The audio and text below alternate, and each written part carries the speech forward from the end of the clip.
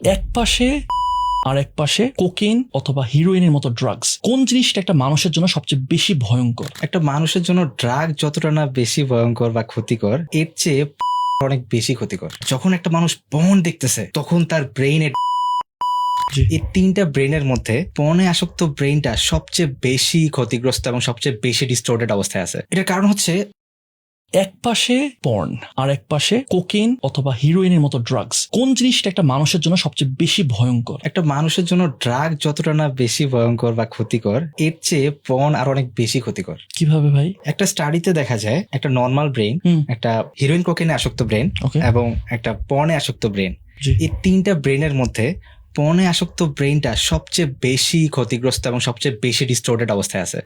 এটার পিছনের কারণ কি? এটার কারণ হচ্ছে একটা মানুষ যখন পর্ন দেখে তখন তার ব্রেনে অনেক বেশি পরিমাণে ডোপামিন রিলিজ হয়। এখন প্রশ্ন আসতে পারে ডোপামিন রিলিজ হলে খারাপ কি? বিষয়টা হচ্ছে যে যখন একটা মানুষ স্বাভাবিক অ্যাক্টিভিটি করে, স্বাভাবিক মজা লাগার মতো কোনো কাজ করে, সেটা বই পড়া হোক, আইসক্রিম খাওয়া হোক, বা বাইরে ঘুরতে যাওয়া হোক, তখনও কিন্তু আমাদের ব্রেনে ডোপামিনটা রিলিজ হয়, কিন্তু সেটা একটা নর্মাল পর্যায়ে থাকে।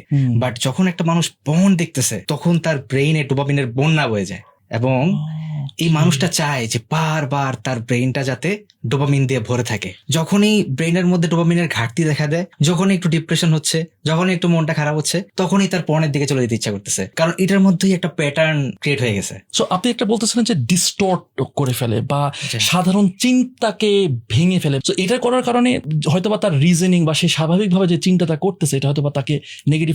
এই জায়গায় আমি একটু জানতে চাচ্ছি যে মানে আমার কাছে আশ্চর্য লাগতেছে, ড্রাগস করতেছে তার থেকেও তার অবস্থা এত হলে মানে কতটা ডিস্টর্টেড হয় বা কেনই বা ডিস্টর্টেড হয়েছে, এরকম কোনো যদি এক্সাম্পলস বলতেন। আসলে একটা ড্রাগে আসক্ত মানুষ সে যখন ড্রাগ নিতে চায় তাকে কিন্তু অনেকগুলো স্টেপ পাড়ি দিতে হয়, তারপরে তাকে বাসা থেকে বের হতে হচ্ছে, একটা জায়গায় যেতে হচ্ছে, তারপরে সে তার সার্কেলের সাথে গিয়ে ওটা বানায় টানায় খাচ্ছে। বাট পর্ন দেখার জন্য তার রুমের দরজাটা বন্ধ করে দেয় না, একটা ফোন ইজ এনাফ। এবং এটা জাস্ট যখন তার ডিভাইস আছে সাথে এবং তার ইচ্ছা আছে এবং এনভায়রনমেন্ট আছে, এই তিনটা যখন একসাথে হচ্ছে তখনই সে পর্নটা দেখে ফেলতেছে। And that is it's just one click away. So এই জন্য এটা মানে এটা এক্সেস করাটা অনেক ইজি। এটার কারণে এটাতে অ্যাডিকশনটাও বেশি হয়। আরেকটা কারণ আছে, সেটা হচ্ছে যে মানুষের যে বেসিক ইনস্টিংক্ট, প্রত্যেকটা মানুষেরই তো যৌনাকাঙ্ক্ষা আছে, এটা একটা বেসিক বিষয়। যখন এই যে মানে বেসিক ইনস্টিংক্টটা এটাকেই পর্ন ইন্ডাস্ট্রি ইউজ করছে এবং এটাকে বিকৃত লেভেলে নিয়ে গেছে। কিভাবে?